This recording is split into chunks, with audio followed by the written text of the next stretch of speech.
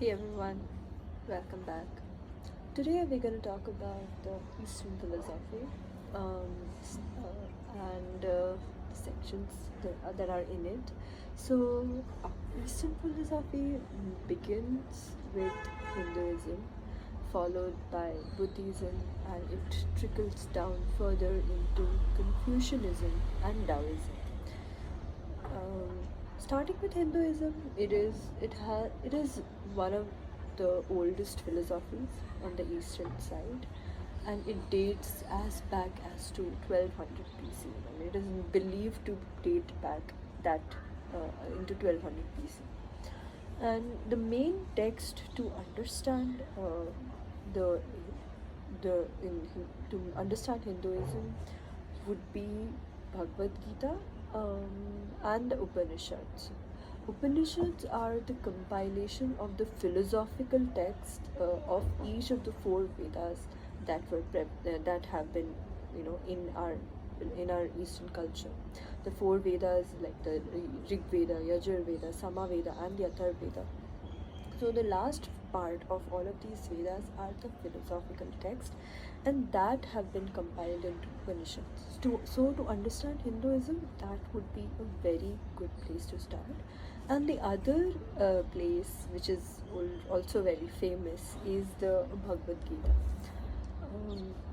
This book, um, this book is a short part of one of the two epics that are present in our culture, Mahabharata.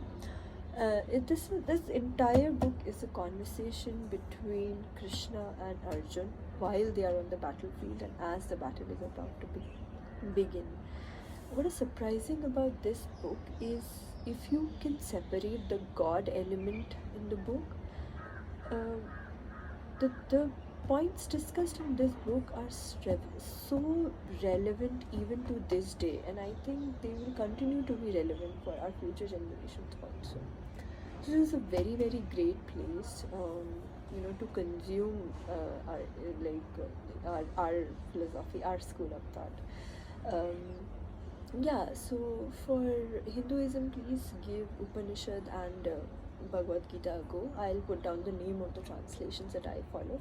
I generally prefer as much as I can to read the text in its original form. So since I could read the text in Sanskrit and in Hindi, that is what I did. But I also have the English translations just in case I missed out on understanding some point or maybe seeing their perspective. So I'll put down those things. You can note. You can go through those ones.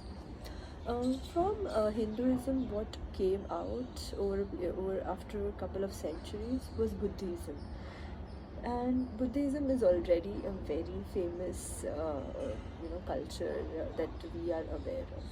To understand to understand the essence of Buddhism, you can go in two ways about it. One is to read the original text that encapsulate the whole thing, that is the Dhammapada. There's a very good Penguin classic for that. Or what you can do is read a lot of fiction or maybe non-fiction books that are written based on the principles of Buddhism. I went the second way. I found a lot of good books and a lot of good teachers who are followers of Buddhism. So I did that. The first book that I read was Siddhartha by Hermann Hesse, another famous book. And I think I've read this book some 3 to 4 times, and every time I read it based on my mental situation at that time, I find something new. There's so much deep meaning in this book. So yeah, Siddhartha is one, and I also follow the writings of Thich Nhat Hanh. He's a Zen master. He was even Steve Jobs' guru. So he has written some amazing books, and the two that I have read is The Miracle of Mindfulness and Peace is Every Step. So that is the way I go about. So if you want to read Dhammapada, you can absolutely do that. Or if you want to read the writings based on Buddhism, you can do that as well. Both ways help, I feel. From there, so these were the ones that originated from India. Now China is another big player for the Eastern philosophy, but China, as we know it now, was in that time around the thousand BC. It was a combination of warring states under Zhou dynasty, and there was a lot of war, pestilence, shortage of food going on around, among those warring states in that time. And from here emerged a guy called Confucius, who set down the principles of his philosophy based on pragmatism, on agnosticism. So his way of looking at life was that, can the suffering be avoided if we follow a certain way of life? And his words have been mostly written down in his book called the Analects. And again, Penguin Classic has done a good job in putting down those words, so you can refer to Analects for that. And a part of and from Confucius, another philosophy that emerged was Daoism. And Daoism was made famous by Lao Tzu. I could easily be mispronouncing all of these names, and please feel free to correct me if you think so. Lao Tzu's two most important works are Dao De Jing and The Art of War.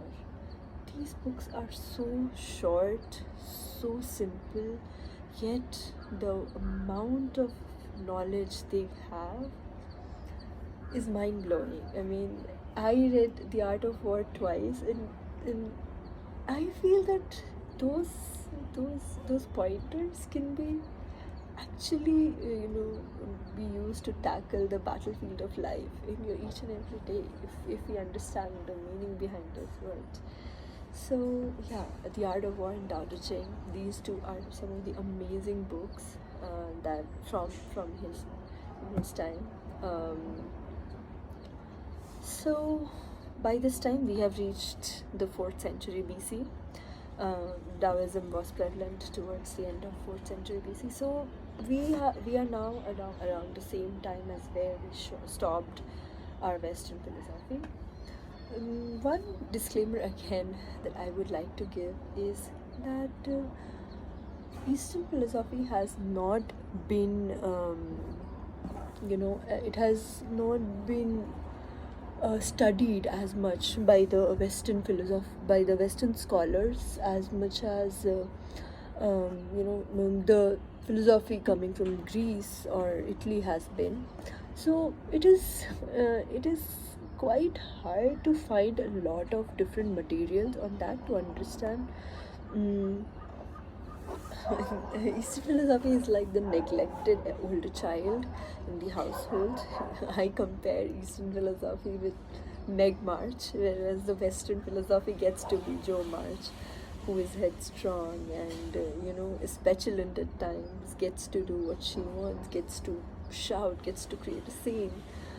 But Meg March always has to be poised and composed and keep her emotions in check and take care of people. So Eastern philosophy is kind of like that, in my opinion. That's what I feel. Having said that, you can find a lot of differing views about all of these texts that I have shared with you. Maybe the dates will differ, maybe the source will differ, but what concerns us is the underlying philosophy. I mean, what it tells us about life, how it connects our soul to nature, to divine power, to divine entity, if there ever is. And that is the thing I feel that we need to take away from these texts, from text, and maybe somewhere if we can gain anything from it. So yeah, I mean, that is my my input from this. I mean, I know the number of books that I have suggested for Eastern philosophy seems very less, but believe me when I say the wealth of knowledge that these books have is a lot. The equivalent to 10 dialogues written by Plato, or 5 books by Aristotle. So please give this also a go, because we will see after this point, after 4th century, 5th century, once, like, how one has started affecting the other, how Eastern philosophy has started affecting the Western. Now that the travel is possible, now the philosophies are spreading around the world. Now all hell is about to break loose, because things are going to change in the Western front as well. Things are not going to remain as peaceful anymore. So it's going to get interesting if we keep down this path. And meanwhile, while we were talking about the philosophy, the political scenario of the world, the art world has also been changing. Things have been getting impacted. So if you're interested in knowing that as well, do let me know in the comments, and maybe I'll make a short video of that. I say I'll make a short video, but why can't I ever make a short video? Do you think this is too long? I don't. I tried to keep it short this time, just talking about the important stuff. The problem is, in my mind, I feel like I need to tell you all that I have gathered, so that maybe you can take something out of it. But please do let me know what do you think about this one, or if you have already read Bhagavad Gita or Siddhartha or any of those books, please tell me know what your thoughts were about that. I would love to discuss more. See you soon.